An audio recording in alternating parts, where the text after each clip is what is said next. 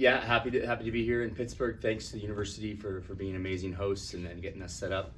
Looking forward to heading down to practice and then getting our guys familiar with this space and to just feel the energy of what it's like to be at a regional final and to really enjoy being each other's company and continue to work on the game plan and make sure that we're sharp in our spaces. And mostly excited about, even what this team can become over the course of this weekend. So sometimes you got to be in the right space to become who you're supposed to be. And I think this is it's what this team needed to kind of find their next level and play their best volleyball. So thrilled to be here and excited to share this experience with these guys. What kind of challenges does Pitt pose, and how did you guys kind of like try and prepare early and as well as, continuing to prepare?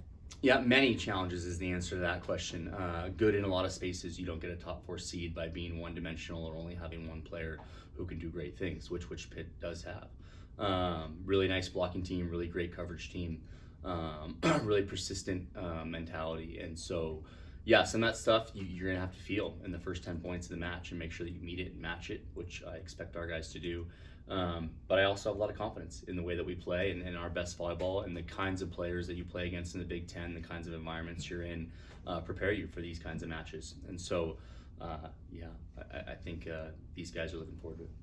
Keegan, over the course of the year, what have you learned about your team? What do you continue to learn about your team? Just having so many season-ending injuries and really having to reach into your depth.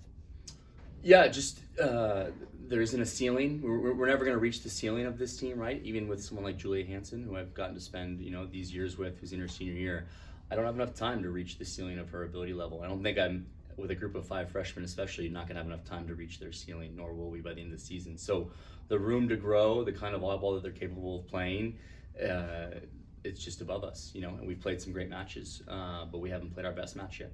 And what a better place to do it than here in a regional final. Julia, you guys have won, I think, 7 of your past 8 matches. Do you guys think you're close to peaking now in terms of your performance this season, or do you think these guys still have a way to go before you reach your, ultimate performance, I guess? Yeah, one thing Keegan talks about a lot is like August volleyball is completely different from December volleyball. So I think this past month of November we've done a good job of like continuing to grow, and we're not stopping at any point of like our growth. So yeah, I think this is the best volleyball we've played all season, but I also think that there's more in us. So I'm just really excited to be here and have this opportunity.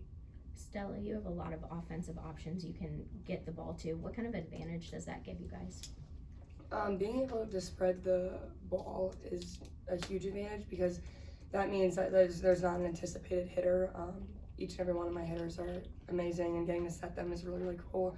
But yeah, no, it definitely keeps the blockers up for the opponents on their toes, which makes my life really easy because then when I set them, I'm like, oh, it's a kill. Cool, the rally's done. But yeah, no, having a whole bunch of offense is really important when it comes to volleyball. Keegan, when you were at Washington, I think you guys played Pitt, Dan Fisher in the tournament. I know different school, different roster, probably feels like a different lifetime, but is that at all something to draw on in any way as far as the prep, any sense of familiarity? Yeah, I think culturally, right? We back then it was right before Pitt would be going on a run of Final Fours, but you could see the seeds of what they were planting, particularly in the culture of their team. And I think great programs create a culture, and it was certainly in place back then. It was the pandemic, it was the spring. We had a great 5-set match with Pitt, but you could see, what they were putting together and the style of volleyball they play. It's relentless, it's enthusiastic. I think it brings out the best of their opponent and makes for a great match. And again, I'm counting on that. I'm counting on Pitt a little bit to bring out the best of who we are. They're going to extend rallies. They're going to cover, and they're going to be aggressive, and we're capable of doing those things. And yeah, sometimes you just need the right ingredients to be your best, and I think Pitt's going to give us that opportunity. Julia and Stella, you guys play a very challenging schedule inherently in the Big Ten. How do you guys think that has prepared you not only for, the Sweet 16, but the tournament as a whole?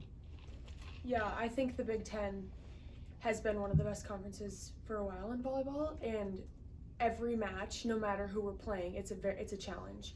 Every environment in the Big Ten is really fun to play at, and obviously at the PAV is awesome, but yeah, no, I think this has helped us a lot, like just be prepared for what's coming. Yeah, I've said it before, but each team poses a different threat and exposes something in our style of play that we need to work on. So getting to play different teams that do that for us has been really good for us because we've been able to see that in the games and then implement that in practice and improve on what we didn't think we had to improve on.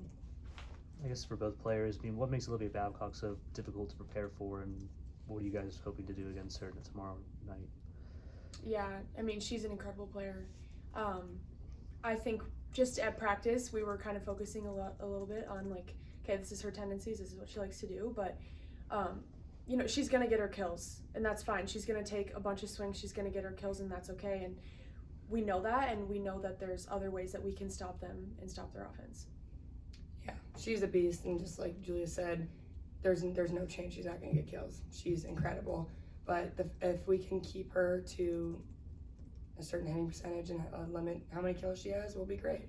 But yeah, she's gonna get her kills. She's an amazing player, but we have the other 5 other players to worry about too. Keegan, you guys are a top 25 blocking team, so is Pitt. How much of this game do you think is going to be determined by the block? Yeah, certainly the coverage is something that we've had to focus on all week, right? We know that we're going to create and touch some balls, and as will they. And then what happens after that? Not only do you create another opportunity to score, but can you get a second contact that gets you a swing that can score? And in December, that's what it comes down to. Can you create swings? Teams can receive, they can side out, they can block. Can you win some messy rallies, you know, and can you extend some rallies and stay in long rallies? And yeah, I think that is a piece of our team that is possible to see here, and we've been working on it all week. And yeah, not enough adjectives to describe just how excited I am to be here with this group and to share this experience with them. Good. All right. We're